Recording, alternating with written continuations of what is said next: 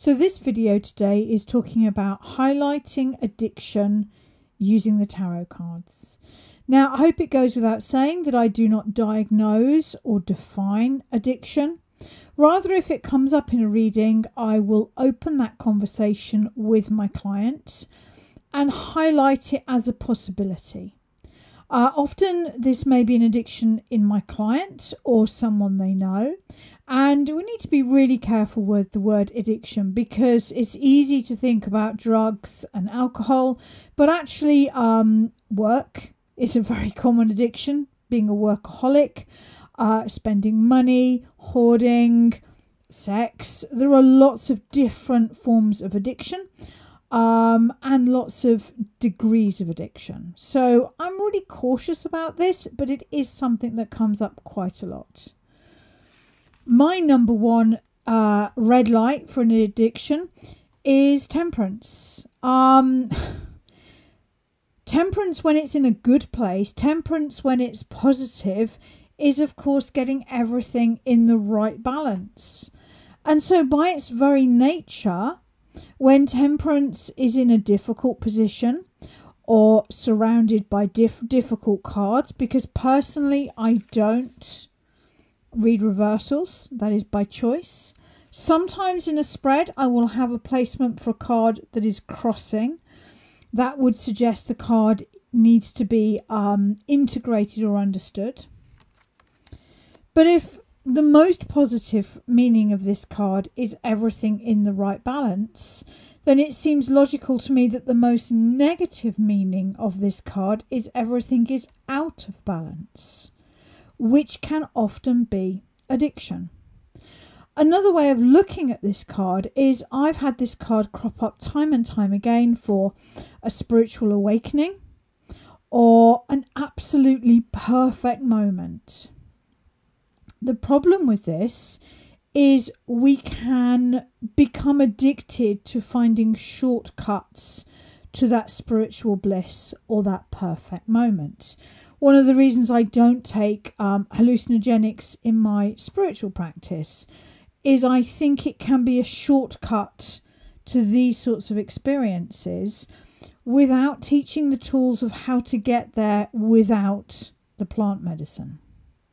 So this has come up for me as a key warning that everything is out of balance and that maybe somebody is seeking to maintain an unnatural high, whether that is through shopping or social media, drink, drugs, etc. Another key card that has come up a lot for me as an addiction is the King of Cups. And when I look at the King of Cups here, I'm going to be honest and say he just doesn't look happy. Part of my learning experience with the cards was to just sit with each card for really quite some time and immerse myself in the card. I think we're very lucky with Pamela Coleman Smith that she was a set designer. And I think it's easy to see each card as a tableau, and that we can immerse ourselves in that tableau. And when I look at him, the fish, which when he was in the position of page was so engaging, is now merely around his neck. He's separated from the water that he so loves on this platform. We've got the drama and the intrigue of the ship and the fish over there. And it's as if he's looking out some far off land. It feels to me like he's been dressed for this position. I have now all of the kings represent, I think, putting other people first, responsibility. I should point out I do not see this as referring to gender or age, but simply the need to put other people first. And most of us might do that in our job, in our family, sometimes in our relationship.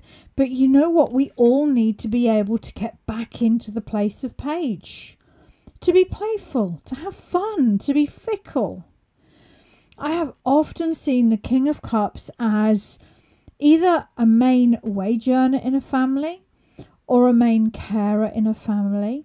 someone who has no time to meet their own needs, and who may well then be relying upon, often it's alcohol, to be honest, with the King of Cups, to fill the missing joy in his heart. And we know the alcohol or the drugs or the shopping will never really fill the missing space in his heart. What he needs to be able to do is to come down into page and to be playful and to express himself and to have fun. So I have seen the King of Cups very often refer to somebody who is doing what they believe is right, but it's not bringing them any real joy. And so they are seeking, creating addictive patterns to sustain this role of responsibility. Perhaps more usual cards for addiction would be the Seven of Cups. The Seven of Cups in itself is not a bad card. I've seen this card represent somebody's heart opening with joy. I have seen this card represent somebody vision boarding or, manifesting their dreams. But I have also seen this card as somebody lost in an illusion or a delusion where they would like to believe that their addiction is making them happy. But actually they're lost in that imaginal world, that illusion or that delusion.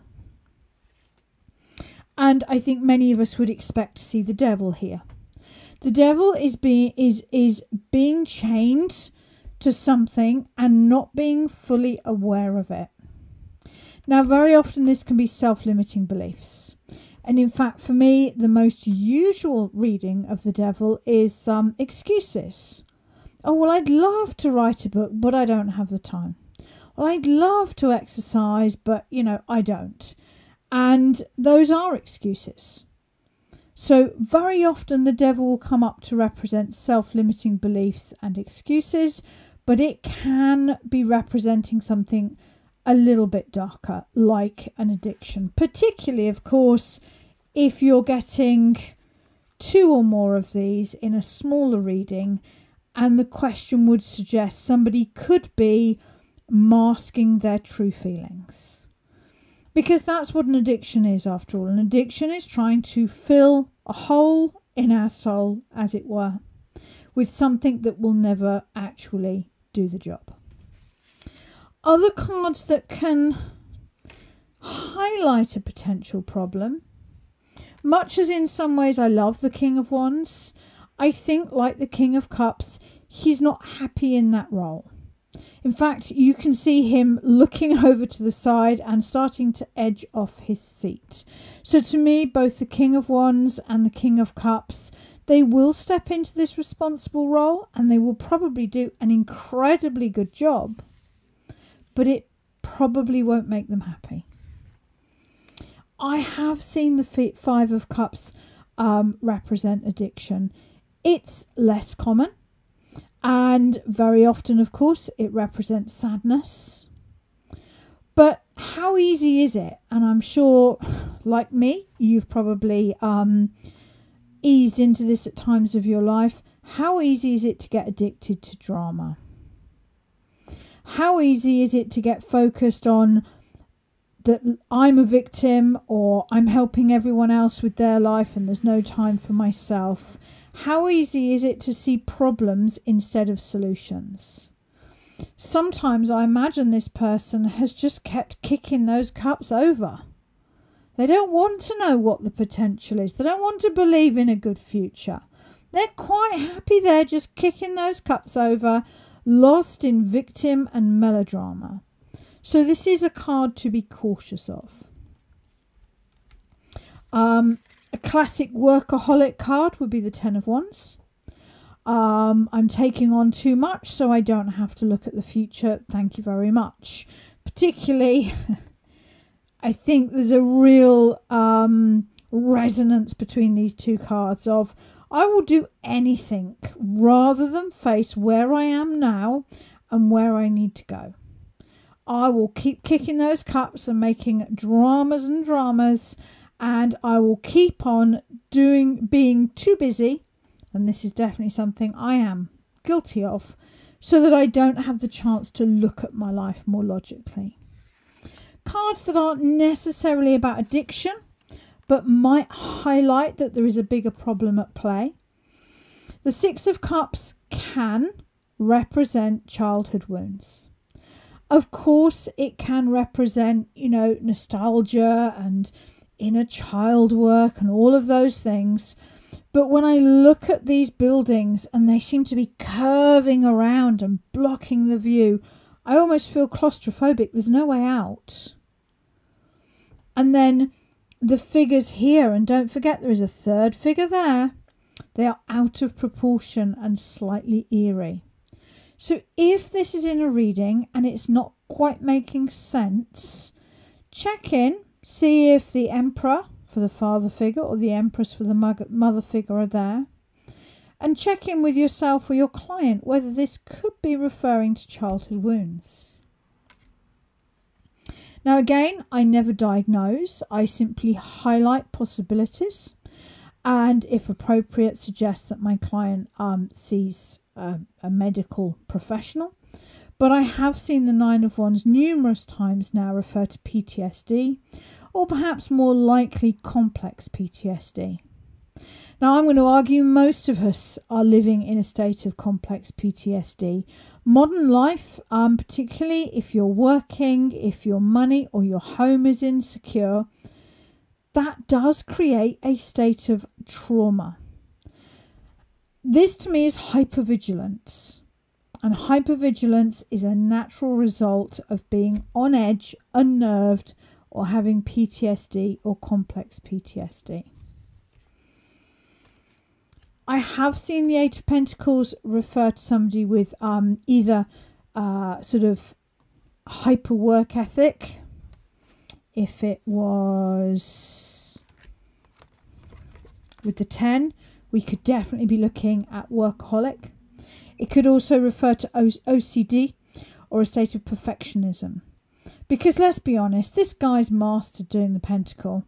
He's filled his space with the pentacles. He's got one leant up against the bench. He's got one on the floor. Where the hell's this one going to go? He's mastered it. He needs to move on and take a break. So this can be perfectionism or OCD. And the Six of Pentacles can be the need to be in control. Yes, it's great if it's referring just to you, taking control of your life. Fantastic. But this can refer to somebody who has a need to be in control of other people.